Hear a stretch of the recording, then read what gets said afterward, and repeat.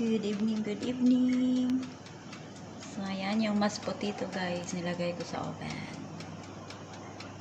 Ayan. Kailangan ipa-brown siya. Circle-circle. Ginawa siyang balls.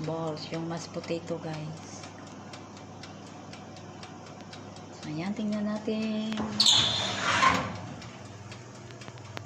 Hindi po siya na-brown.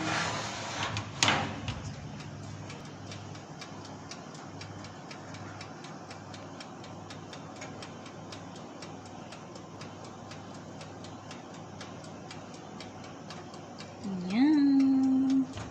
Malapit na siya mag-golden brown. Thank you for watching. God bless everyone. Happy Thursday.